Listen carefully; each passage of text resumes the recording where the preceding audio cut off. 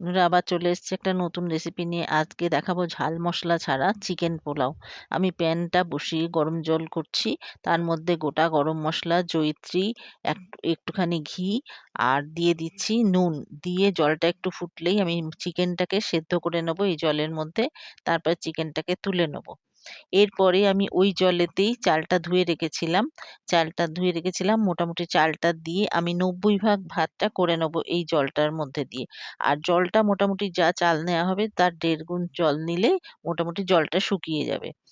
এরপরে আমি ওই প্যানেতে ঘি নিয়ে নিলাম। ঘি নিয়ে আমি পেঁয়াজ কুচিয়ে রেখেছিলাম, পেঁয়াজগুলো আমি ভেজে নেব একটু লাল করে। একটু নুন দিয়ে ঢাকা দিয়ে আমি ভাজবো যাতে তাড়াতাড়ি হয়ে যায় আর নরমটা তাড়াতাড়ি হয়ে যায়, তাই জন্য ঢাকা দিয়ে দেবো।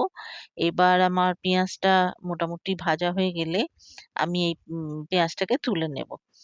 তো আমি এবার পেঁয়াজটা মোটামুটি ভাজা হয়ে গেছে, এবার আমি তুলে নেব। রেসিপিটা বাড়িতে করে দেখবেন, খুব ভালো লাগবে। আর এটা যে কেউ খেতে পারবে, কারণ এতে কোনো ঝাল বা মশলা কিছুই নেই। সেই জন্য এটা খুব মানে উপাদেয় খাবার আর কি, মানে খুব পুষ্টিকর খাবার হবে। কারণ এখানে কিছুই নেই, কিন্তু চিকেন আছে। তো চিকেন একসঙ্গে চিকেন ভাত দিয়ে খাওয়াটা খুব ভালো লাগবে। তো এবার আমি চিকেন গুলো একটু ভাজা ভাজা করে নেবো। মোটামুটি একটু যেই ভাজা ভাজা হয়ে আসবে এর মধ্যে আমি আদা রসুন বাটাটা দিয়ে দেবো।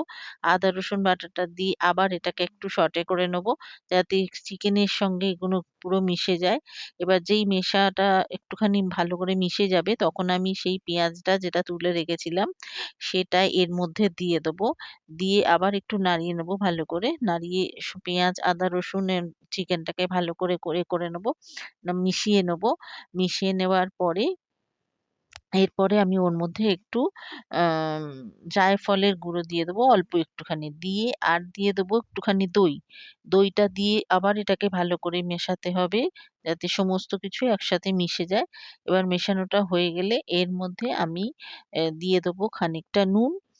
নুনটা আন্দাজ মতো দিতে হবে, দেখে নিতে হবে যে নুনটা কিরকম লাগবে, সেই অনুযায়ী নুন দিতে হবে। তারপরে আমি দিয়ে দেবো রাইসটা। রাইসটা দিয়ে আবার ভালো করে মিশিয়ে আমি দুধের মধ্যে আহ, জাফরান ভিজিয়ে রেখেছিলাম। তো সেই জাফরানটা একটুখানি ভাতটাকে ভালো করে মিশিয়ে নিয়ে নাড়িয়ে নিয়ে ওই জাফরানটাকে দিয়ে একটুখানি মতন ঢাকা দিয়ে নিলে তারপরে আমার হয়ে যাবে আজকের পোলাও। এবার একটুখানি ঘি আর গরম মশলা দিয়ে দিতে হবে, আর তাহলেই হয়ে যাবে। আর আমি সার্ভ করার সময় যারা একটু ঝাল খান বা ঝাল যদি ভালোবাসেন, তাহলে একটু গোলমরিচের গুঁড়ো আর কাঁচা লঙ্কা দিয়ে সার্ভ করলে এটা খুব খেতে ভালোই লাগবে। আশা করি রেসিপিটা ভালো লেগেছে। নমস্কার।